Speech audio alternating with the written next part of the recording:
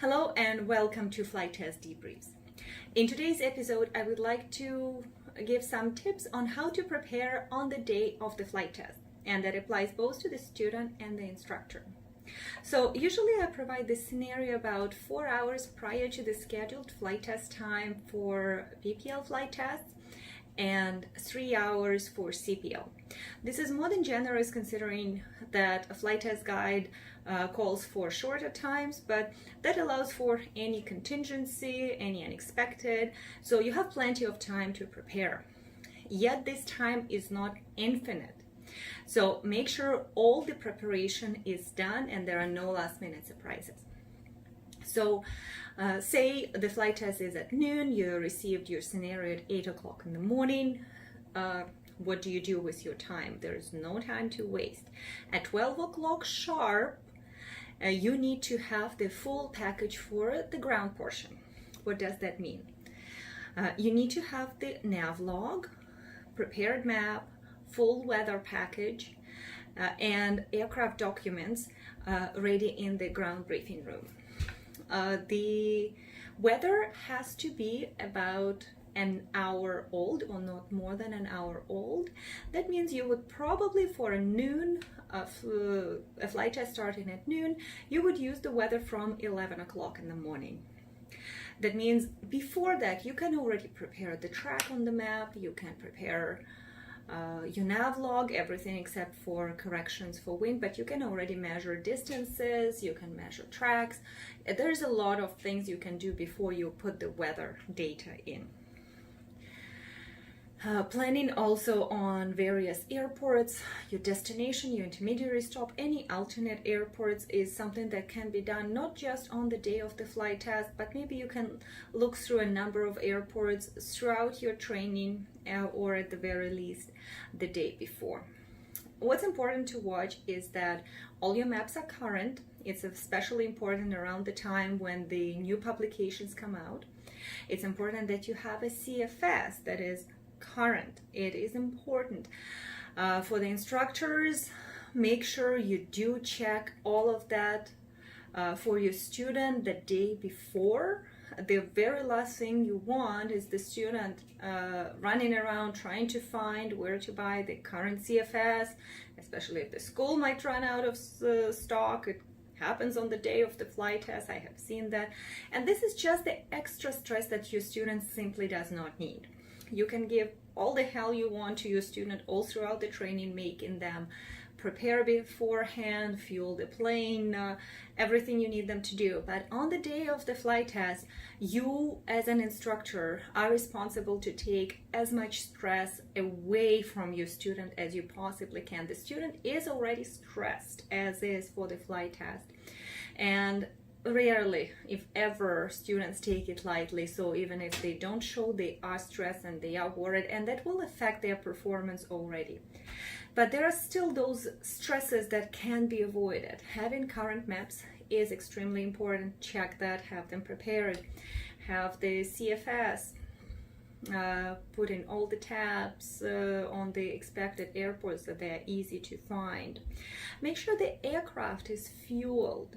And if you need to do any other procedures, like we are right now after COVID, and making sure that airplane is sanitized before and after every flight. So make sure the plane is sanitized and fuel and prepared, that it's not running out of time and doesn't need to go in maintenance in half an hour, which means obviously that we cannot use it for the flight test. So those are the things that can be anticipated, and it should not ever become a stress for the student on the day of the flight test.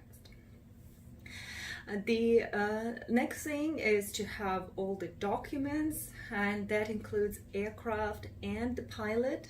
So for the aircraft, we need the regular set of documents. Make sure the insurance is not expired and the proof of it is included in the documents, that there are no snags on the journey log, that this plane didn't go for a flight in the morning and all of a sudden the other pilot snagged it.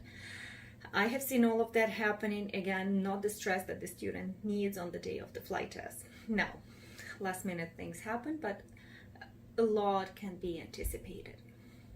For the pilot, Again, making sure all the documents are there is extremely important. I usually, the first thing I ask is a piece of picture ID, and students are not prepared for the question, and they start looking for their passport that might have left at home, and driver's license, and somewhere in a different bag. So have them ready their picture ID, the letter of recommend, the proof of their hours, which can be a PTR or the personal logbook. For commercial students, they would need to have a proof of their written exam. And medical, obviously, I'm not interested in the radio license. And any additional documents that might be required, like for instance, if it's a foreign conversion, then obviously the candidate would need to have their foreign license that they're converting. Anything that is relevant, it's better to have too many documents than not enough.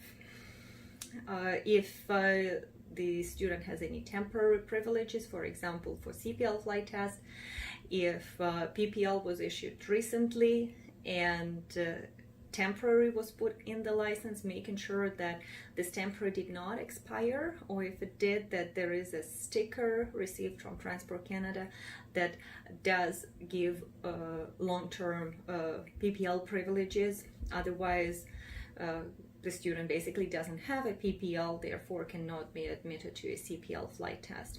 Very many things can be anticipated. Make sure you do not miss any of those. The aircraft needs to be booked for the entire duration of the flight test. What I would usually recommend, if the flight test, say from 12 o'clock to 3 in the afternoon, book the plane at least an hour before that. You have time to prepare the plane, fuel. You don't want it running late for your flight test. And also have the plane potentially available a little bit later. Don't book until 3, book it until 3:30 or 4 o'clock. Flight tests always take priority, so you will not have an issue booking the aircraft even for the entire day if that's what it takes. And making sure that you're not pressed to be anywhere at a certain time. Flight test takes priority, and we will take the time we need. The plane needs to have enough fuel, not just for an hour or hour and a half on a legal reserve. Again, there are sometimes delays, sometimes we need to do an exercise longer, or just simply wait on hold before we can return back to the airport because the traffic is busy. So we should not be worrying about fuel, especially during the flight test. If the student had previously had a full flight test after which the student is qualified for a partial flight test, a copy of that full flight test report should also be available, just that we make sure that we test exactly what needs to be retested. And the last one, verify with the examiner what are the payment types that examiner is accepting. The last thing you want is the student having to race to an ATM because the examiner is unable to accept credit cards. Most of schools accept credit cards for any flight training, aircraft rental expenses.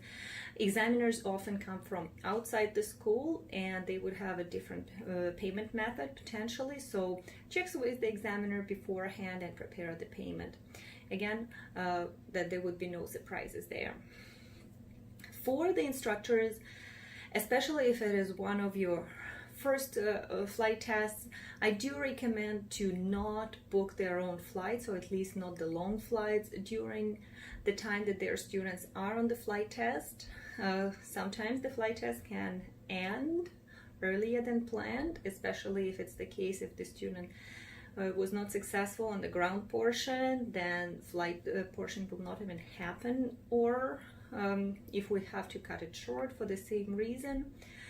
Alternatively, instructor's help might be needed to find some documents, prepare aircraft, and anything the student may need assistance with.